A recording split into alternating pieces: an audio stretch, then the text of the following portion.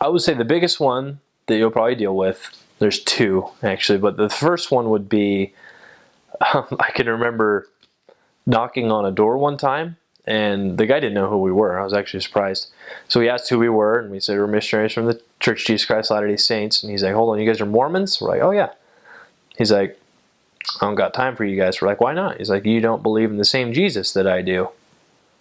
And I looked at my companion, I was like, what is he talking about? Anyway, so he closed the door, walking off. My companion had been out for a while. This was my first 6 weeks again. But that's something that a lot of people will say, that we believe in a different Jesus. And I'll give you a little doctrinal lesson that I've come to find, is the Protestantism, or all the churches kind of as a whole, and they're very much believe in a scripture that's written in Ephesians 2, 8, and 9, which says, it is by grace you're saved, not of works, lest any man should boast. I terribly quoted that. But it's all the grace of Jesus Christ. It's all Him and nothing else. There's nothing we can do to save ourselves. And they're so focused on that if anybody preaches like being righteous or doing good in the context of like moving ourselves ahead, they're very, very against that. And so that's because of that, they believe that we believe in a different Jesus because, in their words, our Jesus can't save us because we have to do things for Him to save us. And the misconception is false.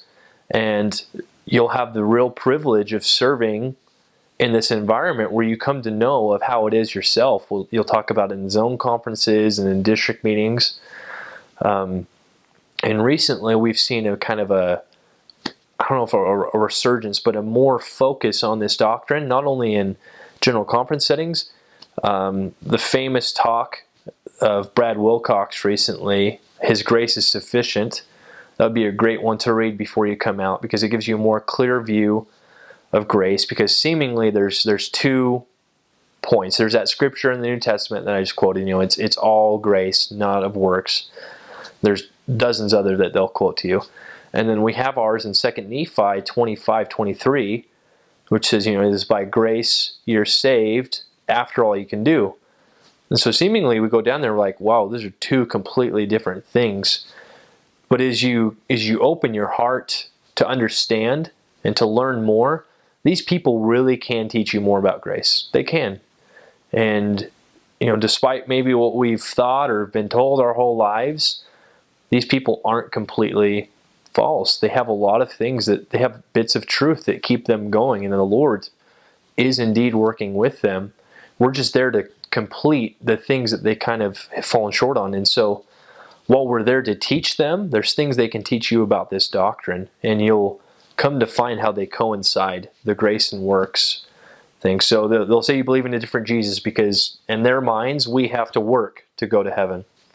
And of course that's not how it is. And so you'll have a lot of fun really breaking through that barrier and trying to explain it to them. The other thing is, Joseph Smith, that doesn't matter where you're sure that's going to happen. But especially being in a eastern area where Joseph Smith's been taught for quite a long time, missionaries went to the South very, very early in the church and taught this. And a lot of them think, that we worship Joseph Smith, or Joseph Smith wrote the Book of Mormon, or they'll cite a lot of examples of negative things he's done in his life. And you'll have a lot of good experiences overcoming that as well, of letting them know, Joseph Smith wasn't a perfect man. He never claimed to be. But the Lord did use him, just as He used David, just as He used Moses, who wasn't perfect. And all these different prophets in the Bible, none of them were perfect, but what God did through them was perfect. And so that's another big misconception. And then there's little things. A lot of them don't think we can drink soda. A lot of them don't, just little things that they're just like, oh, really? I didn't know that. I had no idea. Or they think despite mainstream media is still kind of ruining, a lot of people still believe that we have multiple wives. And so it's kind of become a joke among the members down there.